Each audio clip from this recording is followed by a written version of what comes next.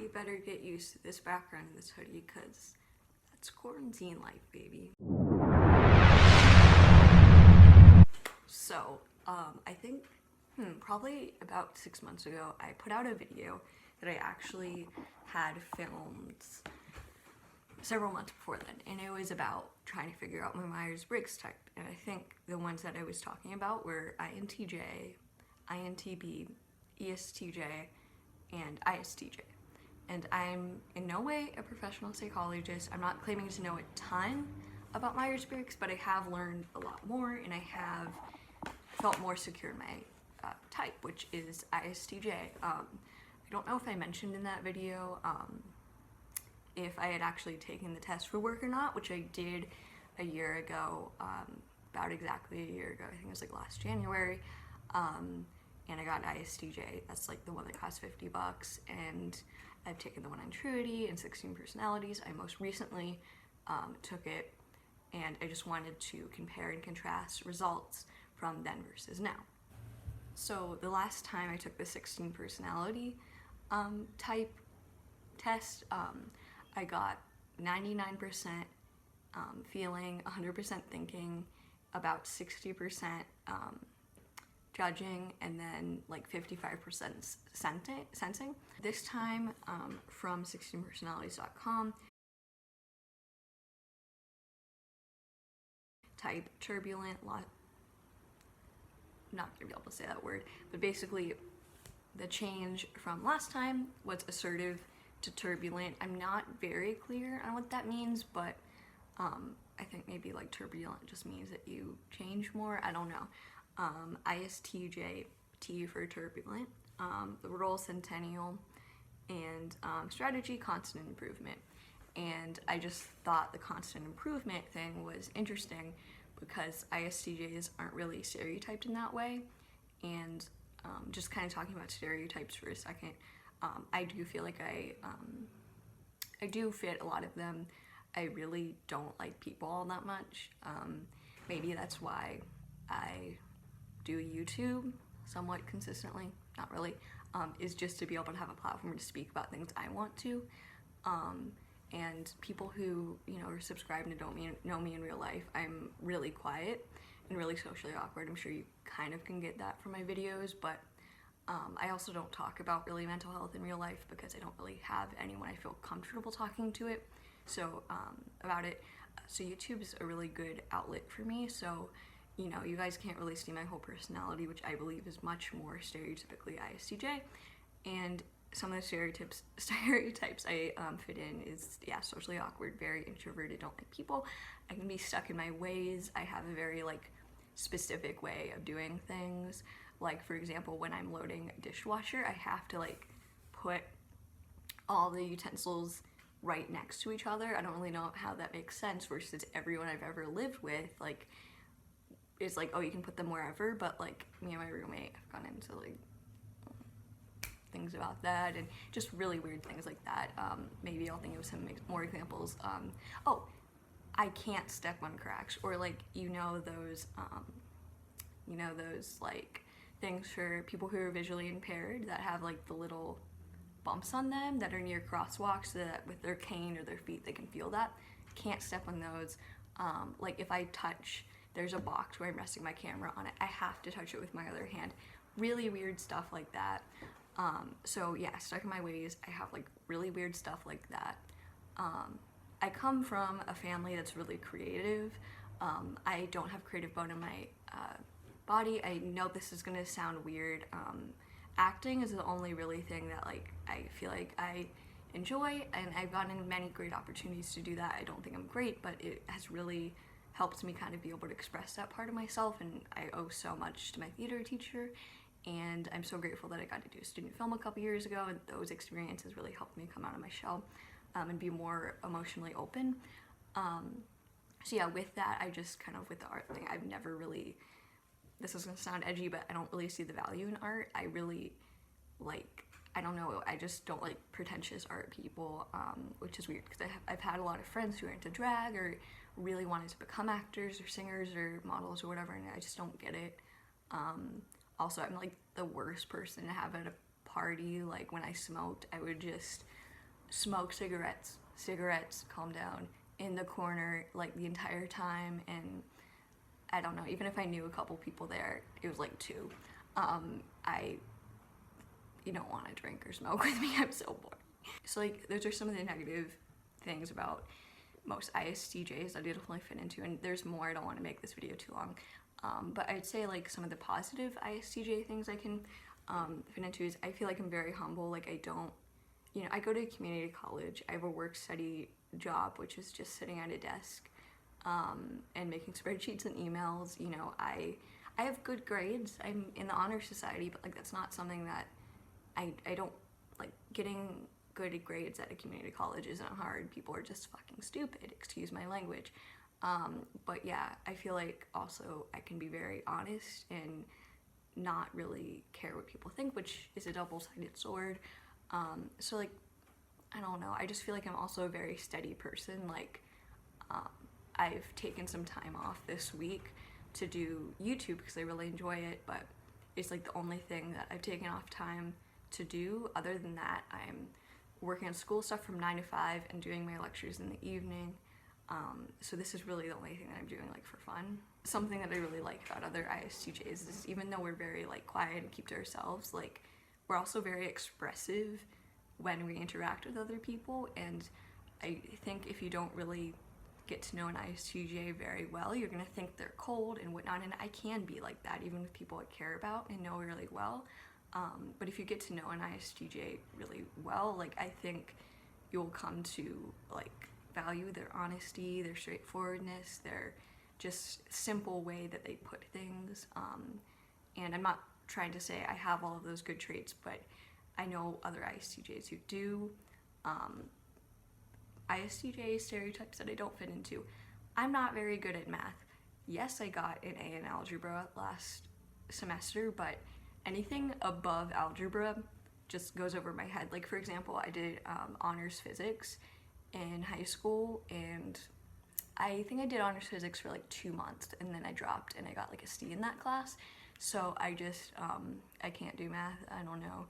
And I feel like, I don't know, I just feel like so many ISTJs are so smart, and I don't think I'm dumb, but I'd say I'm like of average intelligence. And so I kind of envy other ISTJs because they're always so smart. And I do think I'm pretty like diligent and straightforward and like whatnot, but I feel like sometimes I cannot be super calm. I don't know, because I get angry and I feel like shouting at people. I have road rage. I don't handle like people who are just obviously doing things wrong or stupid or whatnot. So that's kind of pro and cons of being or living with or interacting with an ISTJ. So I also took another version of the test. So I'll keep this brief because I talk so much. So I'll put this up here.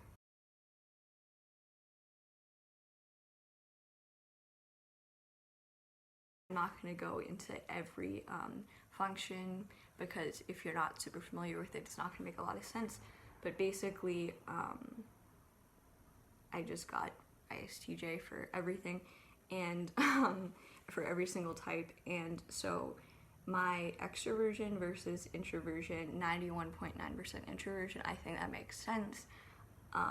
For intuition, I got 13.8, and for sensing 118.9, which I think is accurate. I don't have, like, people think intuition is like, oh, I feel like this is gonna happen, but sensing is more like based on kind of like external factors, like, you know, I don't really know. And intuition's kind of like going on your past experiences or past things that happened versus sensing. Sensors are very much in the here and now, and kind of, I don't know if this is a side effect of being like an ultra sensor, but like I have a shit memory. Like I'm very much in the here and now all the time, and I don't mean that I don't think or whatever, but I'm a very in the moment person in a sense that I'm not dumb and I'm not super extroverted. I just, not necessarily in the moment, but like today, what do I need to get done today versus thinking about years in the future. I mean, I do have that planned. I'm not explaining this well, but I definitely recommend looking at the difference between sensing and intuition, because they're not exactly what you think. It's very complicated and nuanced, so please look into that because I'm not explaining it well. So thinking versus feeling, this is second to most different one. So feeling 5.9 and thinking is 109. And based on my next and last score, perceiving versus judging, this is the second most big difference. And I thought this would be bigger because, like, other than anger and sadness from my depression, I'm like unemotional. I just fake it until you make it, baby. I don't have any emotions other than anger and sadness, I swear to God. So I was kind of surprised that that wasn't a bigger difference. And okay, so perceiving and judging, this one's really interesting. Perceiving negative 20.9, that's pretty bad. That's the only one that I got in the negatives. And judging 132.7. And man, yeah, I don't really know more to say. I don't really have more to say. That, I mean, do I need any explanation? I feel like that is one of the most, like, I don't know, I feel like judging and perceiving are pretty obvious. Are we still here? Just to suffer. I got interrupted, so I'm gonna have to end the video here. But I do have a few more things to say, but I'll keep it brief. If you are interested in learning your type, I have a couple of things to say. Paying $50 is probably worth it for the actual test.